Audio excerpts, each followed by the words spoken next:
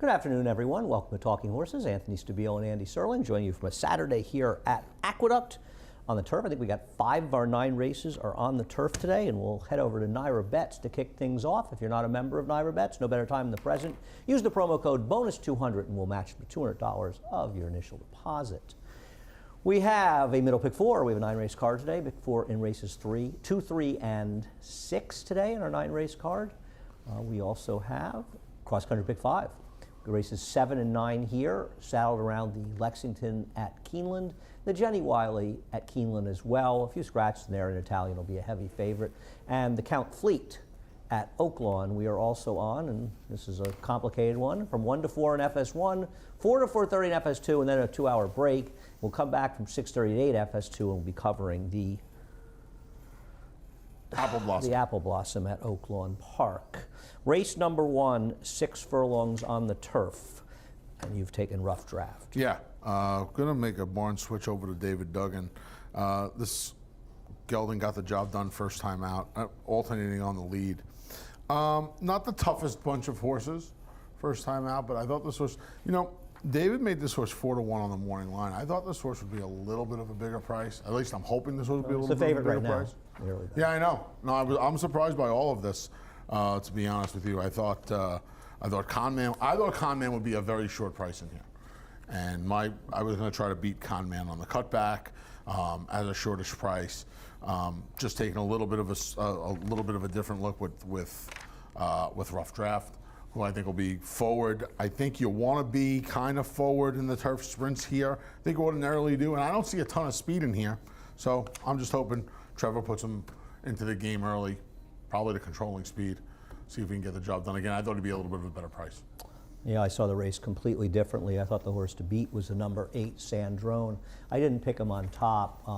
David had him 3-1. I agree with David. He should be a shortish price near. Actually, I think he should be favored. We can show him getting beaten by a nose, and this was a brutal beat. I think it was the day before the Travers. It was that weekend, the last race. And he obviously is a better horse if he can get the lead. Now, he's probably faster than Rough Draft, but I imagine that Trevor will use Rough Draft speed to protect the inside. I don't think the turf is biased at all. I think there's a completely erroneous notion going on because of a couple of races run and a couple of favorites winning. You can't close in the turf, and I think that's been repeatedly shown to not be the case. But I think that doesn't really matter to me. Sandrone's the best horse off of this race and the one to beat. And he's run some other decent races. I just thought he was a supremely logical horse in this race. But I have an idea on a horse that could be completely cockamamie and cause me to lose some money, but that's okay. I lose money all the time. And that's Sinful Dancer. Sinful Dancer finally kind of got his act together a little bit. Now, when he ran on the turf, he was in better form as a racehorse, but he gets completely slouched at the start. And this is a horse who's best when he's forward, and he gets completely eliminated. Now he's back to dead last in a turf sprint. And if you look up the race, it doesn't look like he ran that well, but in reality, he actually ran extremely well in this race because he's going to start to commence his rally now, and he's going to make a significant move from probably the 9/16 pole until about the 8th pole, where he's in real legitimate contention before he understandably falls apart. When you consider the trouble he had at the start and knocked him back, I thought he handled the turf just fine in there. He's got enough turf pedigree to handle it. He is a war dancer. Listen, I'm not familiar with the connections. Last I remembered, if this is the same person, he's a friend of Richie Migliore. He's going back a long, long way. That's him. But I thought this was interesting, trying this horse in the turf, because look at the move that he makes, and he gets himself right into contention at this point. I think he actually gets into second right here before he gets swallowed up. I don't have a lot of confidence in him. It may just be that it's too long since he ran this race, but I think it would be a mistake to think that he can't handle the turf, because I think he ran a lot better in that race. And a horse who's completely dirtied up, that'll be a price. I'll take a shot. There's no world beaters in here. You talk about Conman, and I'll tell you something. Farbridge, who beat him last time, sold for an enormous amount of money, and he's been transferred to Todd Pletcher, Christophe Clement out of that race. And I'll tell you something. I wish them the best of luck. They paid an outrageous sum of money for a 3-year-old turf horse. If you look at the horses, the winner beat the mighty Carl Spackler first time out, and he repeated his 88 Beyer here. If you look up the other horses in the race, that figure makes no sense. And I'm not sure Conman is really that good, though his 2-year-old form obviously can improve. Yeah, we'll see how he does on the cutback. He debuted going 5.5 up at Saratoga and got the job done. you and I talk about this, not going to worry too much about the figs, but he only ran a 57. We'll see what he does now cutting back. I think he's a somewhat dubious favorite in this race if he ends up being the favorite, and I assume if David Maiden was, he will be. Race number 2 lost a massive player when Toxic Gray came out, and it becomes Looms Boldly's race to lose. I have him second, you have him on top. I'll let you talk about him as we take a look at the Damon Runyon, a race he was able to control from start to finish. Yeah, I scratch into him. He's fast enough to control in here, though he has to deal with Warman Road from his inside. This will be his first start against Open Company. He's run 4 times, all against state breds. And he does have some speed to contend with from Warman Road, who is drawn inside of him. And you would imagine Kendrick is going to try to protect his inside position. He has to deal with, I don't think he has to deal with Heldish as much as he has to deal with Warman Road, because Dylan and Heldish are outside of him, the horse you have on top. Not as fast either. He's not as fast either, no. But, and you would imagine he's in the right position in here. But I don't know, I thought Looms Boldly, I thought he was good. The What's Up Bro race, they didn't use his speed. It was the only time they didn't use his speed. And figure-wise, it wasn't his worst race, but it was probably his worst race overall. He's a heavy favorite, and he's the horse to beat in here. He's going to have to deal with Warman Road, who's fast, and there's no way they're going to rate him unless he doesn't get out of the gate. So potentially, I don't think the pace is going to be blazing, but he's going to have to deal with another speed horse. Listen, I don't love Heldish, but he did run figures going back last year that were good. He just hasn't been able to get back to him. Maybe he just can't run anymore, but I thought I'd take a slight shot with him as a stalker, as an alternative. Toxic Gray, I thought, like you, was going to be very hard to beat in here. I think a key point about this race, interestingly enough, we only have 4 dirt races today. Sort of out of the blue, we got a dead rail yesterday. And it'll be interesting to see, and it's something that Kendrick was well aware of, and he even talked about it on our show a little bit. So it'll be interesting to see just how the races are run. And listen, there also is an extreme possibility that the track is completely different, but I do think it's something to keep in mind in the dirt races, and this will be the first dirt race of the day. Unfortunately, the Danger's Hour scratched down to 3 horses, and frankly, the only people that like a 3-horse field, I guess, are the people that are participating in it. The bettors don't like it, and we don't like it, but it's what we have here. And in my opinion, one of the most dressed up horses in the country might further dress himself up in here in the number 3 Big Everest. We'll show his win last time out. And he's not supposed to be in front in this race. 11 Central is a faster horse than he is. And you have to imagine that Kendrick is going to use that one speed. And if he doesn't, then I don't know what they're even doing in this race. But maybe this horse will get away with another soft pace on a track that's favorable to inside runners and speed, and he'll have another dressed up win. But as far as I can tell, he's never won a race when he didn't have every single thing go his own way. Might happen today, but he's not going to be a horse that I would bet on in a short Isn't price. the argument, though, that 11 Capital's only turf race, he had no speed? Well, he had no speed because he didn't get a very clever ride that day.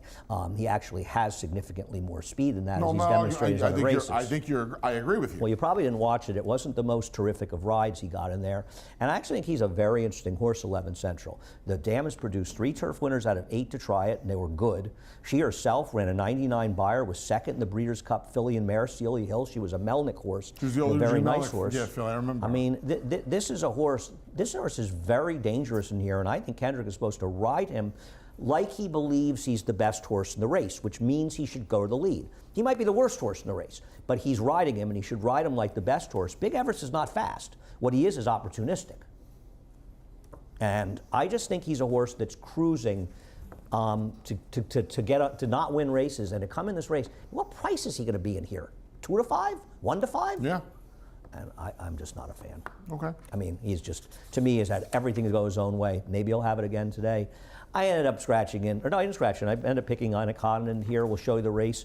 The one down at Laurel, a very good race in a mile. It was coming after he finished 3rd behind Big Everest, and he didn't have a massive excuse that day, but once again, Big Everest was allowed to crawl along in the front end.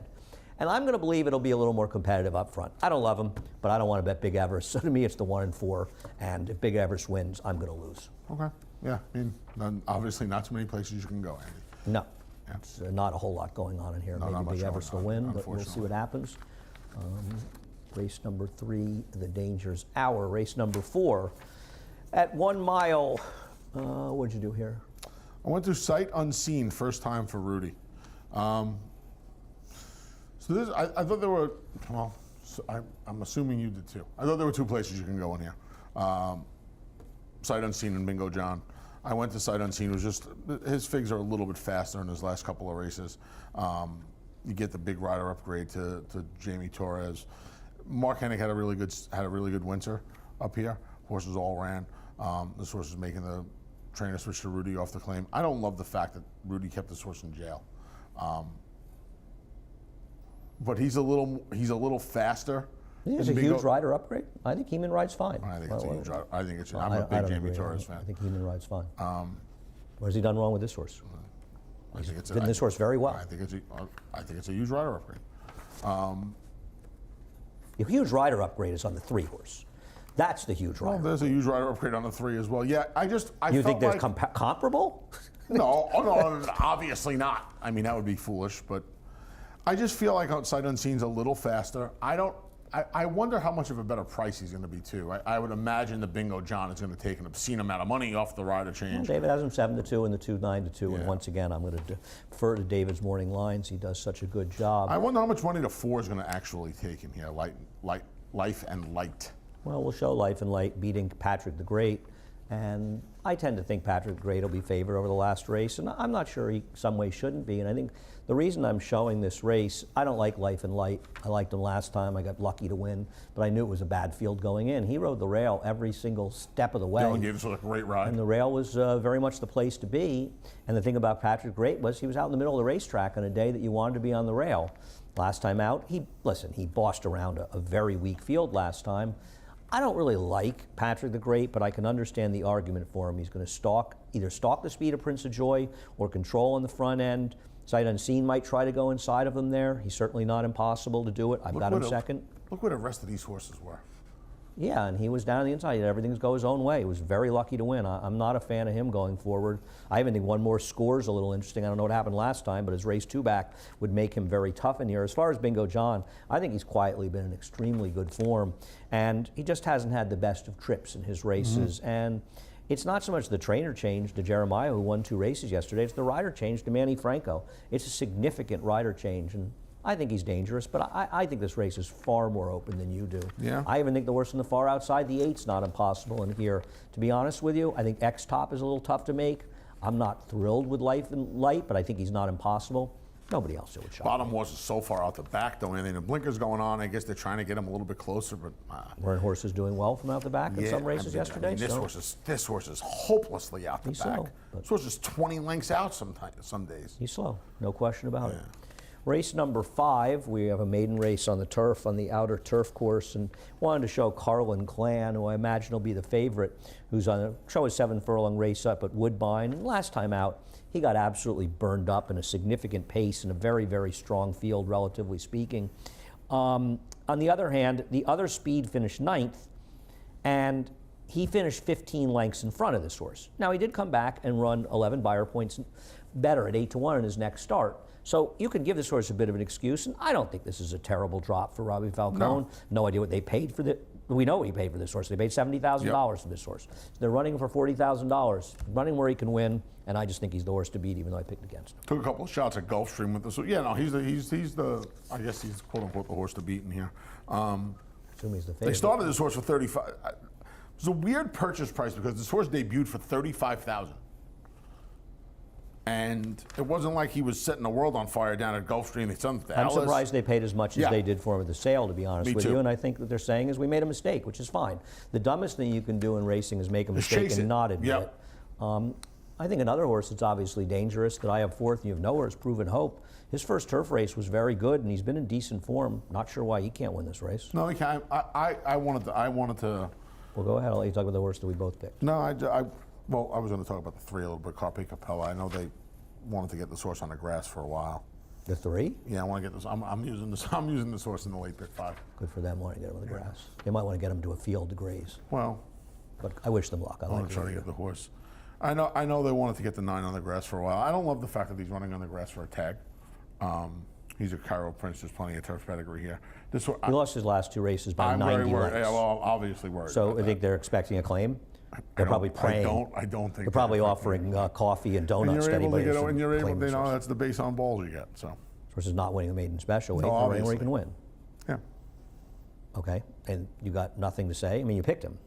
I just got done telling you. I know the Tom has been looking forward to running this horse on the grass. Okay, he has plenty of pedigree for turf. He's a half to a turf winner that actually ran okay, and I think the Cairo Princes move up a lot. And I didn't think there was an enormous amount going on in here, so I thought he was a little bit interesting as an alternative.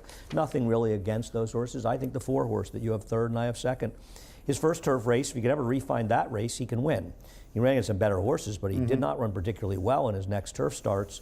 But he did run well enough first time out in the turf that I would not dismiss him. It's his first time for a tag in a turf race, I believe. Yes. We'll be back after a quick break.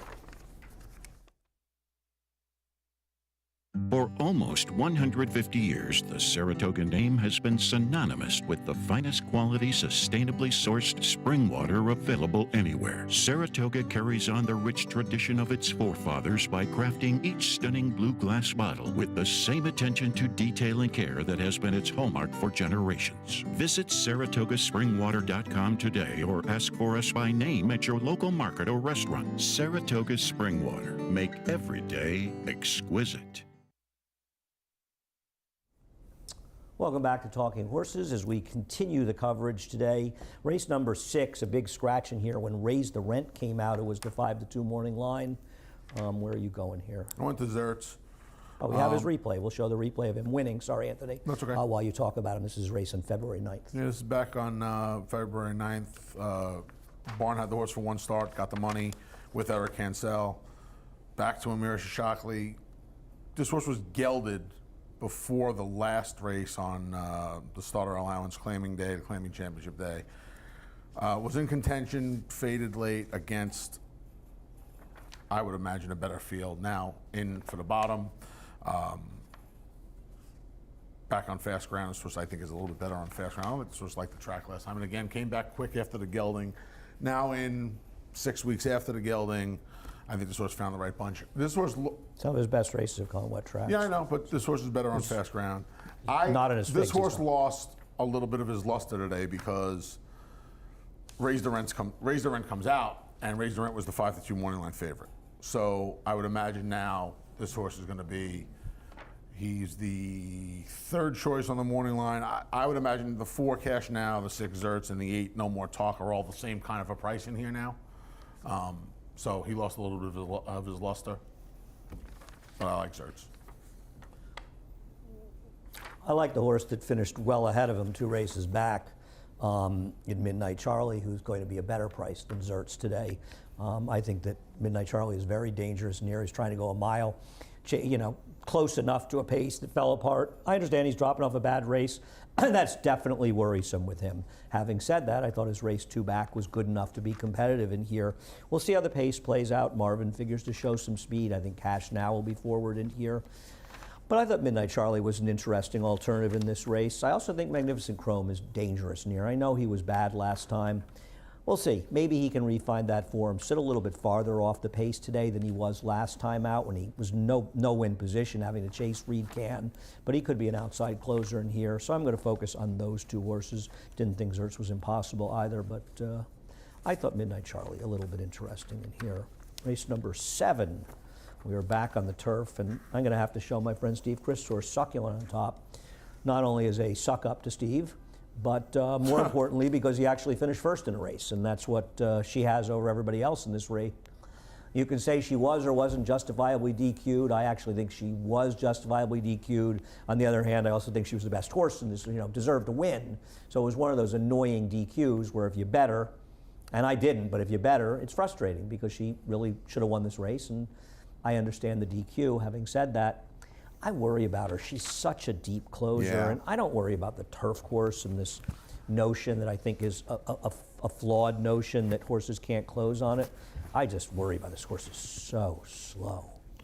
Well, you worry about these horses in general, right? I mean, She's slow. They're a little They're slow. They're a little pace dependent sometimes. She's also had a lot of chances Yeah, a in lot of here, chances. and it feels like there's a whole plethora of horses that have had very few chances. Now you're deferring to a Christophe Clement horse.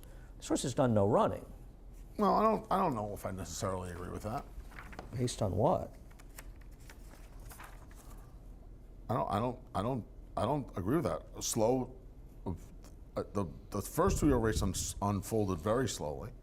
because they're slow horses. Well, it was the debut first time around, and the second time out, I thought the horse faced a decent enough field. Not a Lasix and blinkers. First time off the break. I don't know about the front. And this is going to be one more. I don't think this horse is going to be a shortish price. They're all short price. Everybody 5, 6 to 1. defaults to these Clement horses. Okay, we'll have to agree to disagree. I think I think there's a better better. chance the other Clement horse takes more money. The 11, Bomb Squad. Far outside post. David has that one a little bit shorter. I think the other one will take more money. I Third don't like place either one of finish. them. I can There see you have that. it. I can see that. I don't understand them. I think about how ridiculously overbet that Clement horse was in the last race yesterday. Well, that they're finished a little hit 11th. and miss, right? The one horse galloped yesterday. The horse in the 5th race won by the length of the stretch. No, it didn't win by the length of the stretch. It won by a few lengths. I mean, They turf knew. racing, it's the length of the They stretch. knew. That Well, horse- they the knew, horse but went up this at 2 horse to still 1. won. Yeah, I know. Went up for 2 to 1. Great. Okay, I saw Right, things. but do you think this horse is going to be 2 to 1? I think this horse is going to be 5 to 1. I think he should be 12 to 1. So I think well, whatever then price he is, he's right, going to be that's he's going to be an underlay. Fair enough. I think they're overbetting all these Clement horses, and I just want no part of them. I don't get it. Christophe's a terrific trainer, but he's running some bad horses that are taking way too much money. I'm interested in starts now. I don't love the idea of stretching out, but this horse is a pedigree to stretch out, and some may remember this horse after a couple of horses sired by Invasor that were very, very good. It was a crazy price first time out, and didn't break that sharply in here. But just kind of got completely shuffled out of the running of the race. You're going to see this horse who's in pretty good position right now, but right in here is just getting shuffled farther and farther back under a stranglehold by a rider who doesn't ride here that often and certainly doesn't have a lot of experience riding on the turf here. And it just felt like a race that was one wire to wire, where this horse could have been more forward, and I think has the speed to be forward in here with Eric. I'm not saying he'll be in front, and I don't expect him to be in front, but I do expect her, to be much closer. And I actually thought this horse ran pretty well. I don't think there was any kind of extreme bias that day, but the rail was probably an edge on the turf course, looking to the races on the outer turf course. And this horse was 3 wide the whole way. He'll angle out in the stretch and makes a real run at the end. Probably actually should have finished second in this race. I don't know. I thought this horse ran well enough, and there's no reason this horse shouldn't stretch out. It's Mucho Macho Man, the dam herself, the horses that she had that were good, Invading Humor, Yeah, and another one. the Bruce Levine Stakes winner. Yeah, they were both They ran horses one- that wanted to route a ground. This horse ran. They ran 1-2 in the Ticonderoga maybe one year. Sounds very possible, Right. yeah. So I thought this horse was interesting. I think there's a lot of stuff going on. I mean, obviously inflationary trend, but it's, you're taking a Chad Brown-Klarovich horse. There's a little bit of turf pedigree, but I mean, the horse that was good in the turf actually was a Lauban, so I guess this horse in Mendelssohn has a chance to be better. Obviously, that horse could be usable in here. Who else? You got the 5 in there, Andy. Big price. A donk that I didn't use, so that horse will have to run well. This horse is a half to a turf winner. The dam herself didn't win, but ran okay, I think, on the turf. It's a Taprit, and I'm not thrilled with Taprits, but Right. I just think this is a great race to fool around here because I think they're going to be horses taking money that I'm not a fan of. I think the two of them are the Clements. I get you with Bomb Squad, probably to me is the better one, and I just want some different faces in here, some first-time turf or some new faces. So I thought there was. This kicks off the cross country, so this will be an interesting way to kick it off. Yeah, I agree. I agree. We will see, especially because at Keeneland, at least in the. She may not win, but in Italian, it's going to be a very, very short price, and I imagine a lot of people are leaning on her. Race number 8. Race number 8's a fun race. I was sorry to see Naked and Famous come out of here. There still should be some speed, and one of them is the 2 Super Quality, a horse that both you and I are not particularly fond of today. No, what are you supposed to do, right? You said it best a couple of weeks ago. Horse had 165 buyer points in 6 days after not being able to get out of his own way. I don't know what you do. It was at a time where the Actress Barn was going very, very well. This horse came off a voided claim, and 5 weeks later was unbeatable. 23 lengths combined in these 2 wins. Also took advantage of strong biases in both of those races, which certainly helped his performances. And I just think he's got a better horse inside of him in Win for Gold that has speed. It's going to be a little easier because the 10 scratching takes some speed out, though. Isn't Motion to Strike supposed to go on the outside as well? I mean, maybe these other horses are fast enough they're ahead of him, but I don't know. He's pretty quick. So I think both of us thought there would be speed, and you took the 3rd-time starter, Z-Bear. Yeah, I took Z-Bear, who was kind of quick out of the gate first time, and last time out, that was a weird race last time with Win for Gold. I think you mentioned the other day that the rail was good that day when Win for Gold got to the lead.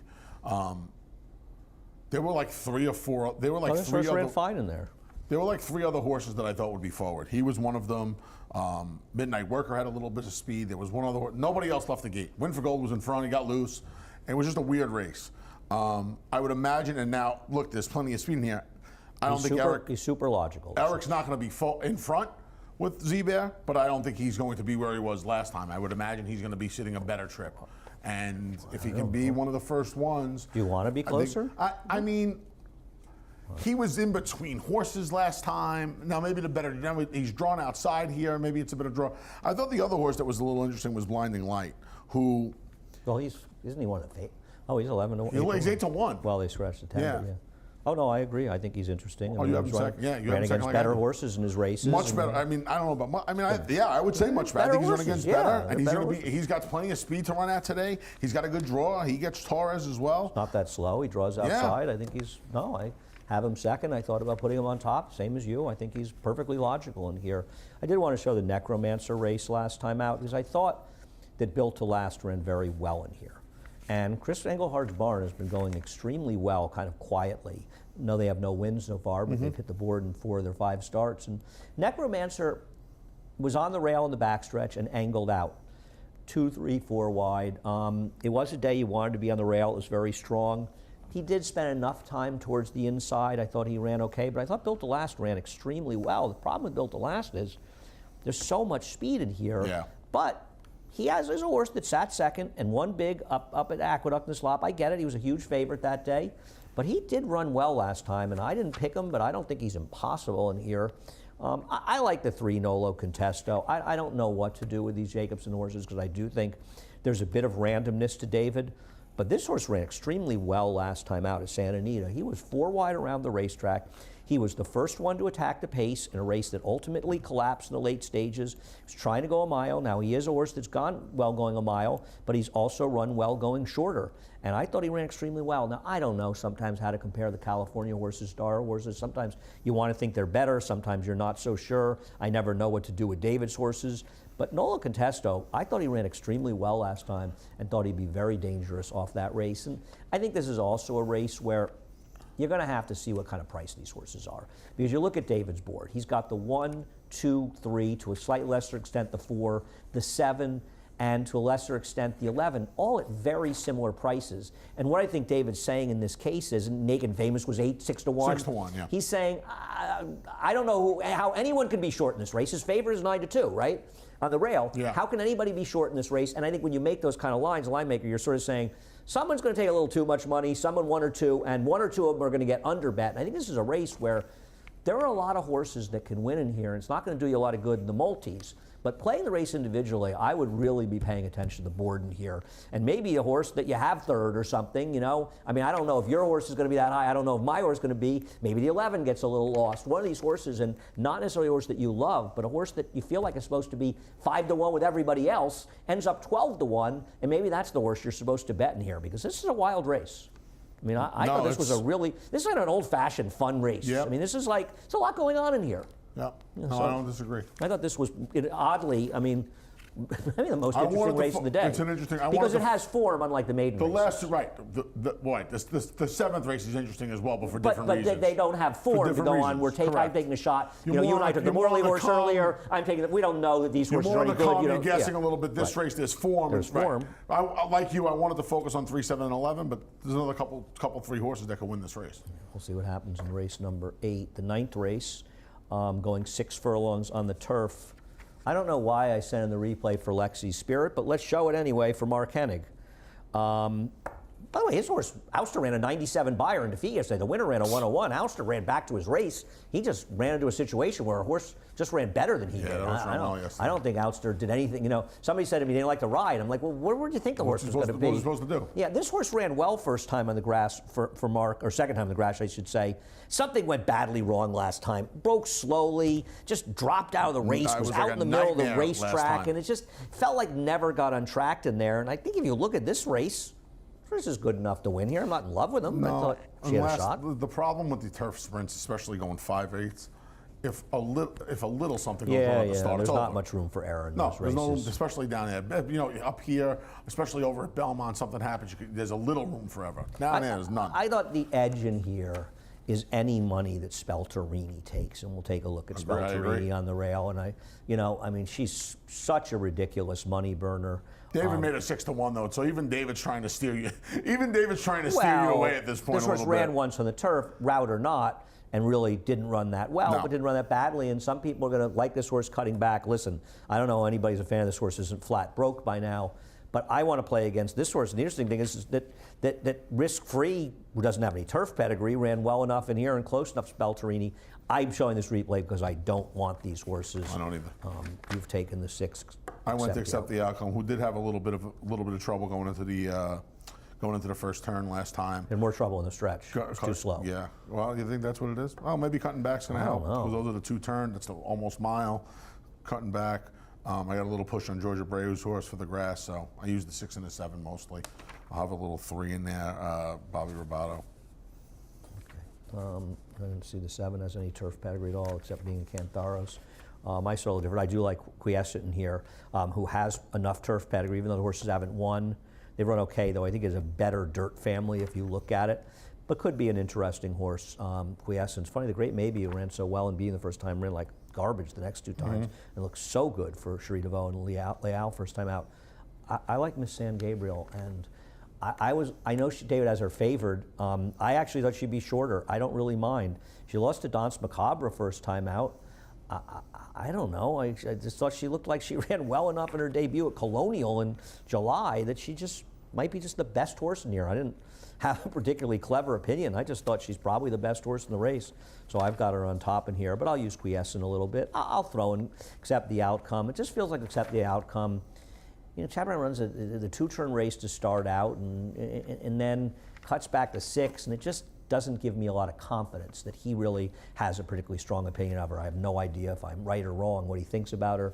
We'll see what happens, but I like Miss San Gabriel. I just thought it was super logical. But Quiescent as well. That's today's card. A lot of stuff going on today as well. We'll be on all day and into the evening to cover Oaklawn as well. We'll head over to NYRA Bets. If you're not a member of NYRA Bets, no better time than the present. Use the promo code BONUS200. We'll match with $200 of your initial deposit. We have what do we have? We have a middle pick 4 in race 3, 2, 3, and 6 for the pick 4s today. We also have a cross country pick 5, races 7 and 9, the 2 maiden races here around the Lexington, which is race 9 at Keeneland. The Jenny Wiley and Italia will be a heavy favorite in that race, and the Count Fleet at Oaklawn as well. And Oaklawn will be part of America's Day at the Races. We're on from 1 to 4:30 and then 6:30 to 8, the first part on FS1. Chris Griffin just getting started here on another Saturday as the Saturdays at Aqueduct are waning down to a precious few. Just 2 more weekends here at the Big A before we head back over to Belmont Park. It'll be nice to get back over to Belmont. It's been a long, long time. We're done. See ya.